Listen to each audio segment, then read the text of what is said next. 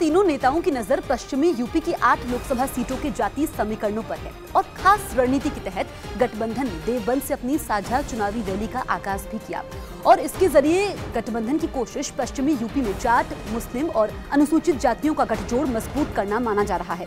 पश्चिमी यूपी में दलित, मुस्लिम और जाट मतदाता निर्णायक भूमिका में है, इसीलिए उनको साधने के लिए तीनों नेताओं ने एक साथ रैली भी की।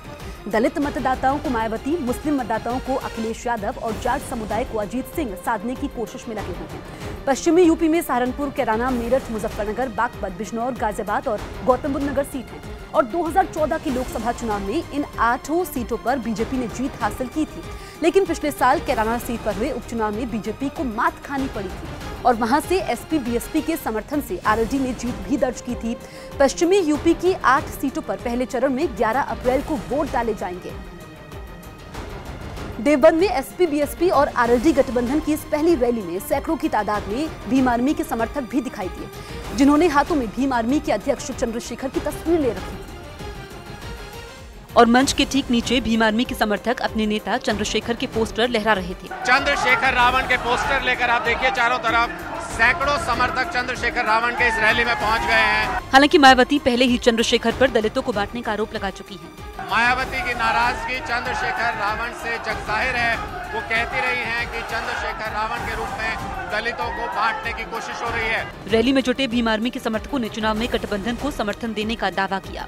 हमारे बड़े भाई ने गठबंधन को समर्थन किया है, हमारा पूरा वोट समर्थन को है। पंजाब के बरनाला में आम आदमी पार्टी के प्रदेश अध्यक्ष और संगरूर सीट से उम्मीदवार भगवंत मान का लोगों ने विरोध किया। हंगामा कर रहे लोगों ने भगवंत मान पर इलाके में कोई काम नहीं करवाने का आरोप लगाया और चुनाव प्रचार के लिए गांव में लोगों से मिलने पहुंचे और भगवंत मान के सामने ही उनके खिलाफ आवाज उठाने लगे। इस हंगामे के दौरान भगवंत मान वहीं खड़े रहे, जिसके बाद पंजाब पुलिस के जवानों ने हंगामा कर रहे लोगों को शांत करवाने की कोशिश की, लेकिन हंगामा कर रहे लोग शांत होने की बजाय भगवंत मान का विरोध करते रहे।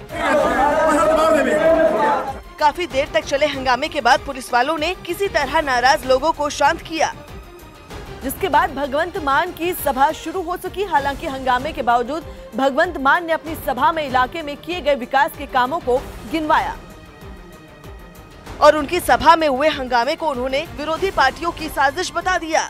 ਜਿਹੜੇ ਵਿਰੋਧੀ ਪਾਰਟੀਆਂ ਵਾਲੇ ਹੁੰਦੇ ਨੇ ਜਿਨ੍ਹਾਂ ਨੇ ਰੌਲਾ ਪਾਉਣਾ ਹੁੰਦਾ ਠੀਕ ਹੈ ਨਾ, ਮੇਰੇ ਕੋਲ 1 ਰੁਪਏ ਦਾ ਹਿਸਾਬ ਪਿਆ ਹੈ, ਮੈਂ ਤਾਂ 26 ਕਰੋੜ 61 ਲੱਖ 24,000 ਰੁਪਏ ਵੰਡੀ बैठा जी, जबकि बनता 25 है। हालांकि हंगामा कर रहे लोगों ने भगवंत मान पर इलाके की अनदेखी करने का आरोप लगाया। पर इन्हें साडा कोई हक नहीं मोड़े, ਇਹਦਾ ਜਿਹੜਾ ਐਮਪੀ ਦਾ ਕੁੱਟਾ ਸੀ ਉਹਦਾ ਸਾਨੂੰ ਦੇਣਾ ਕੀ ਜੀ, ਸਾਡੇ ਪਿੰਡ 'ਚ ਗੇੜੇ ਨਹੀਂ ਮਾਰੇ ਨੇ।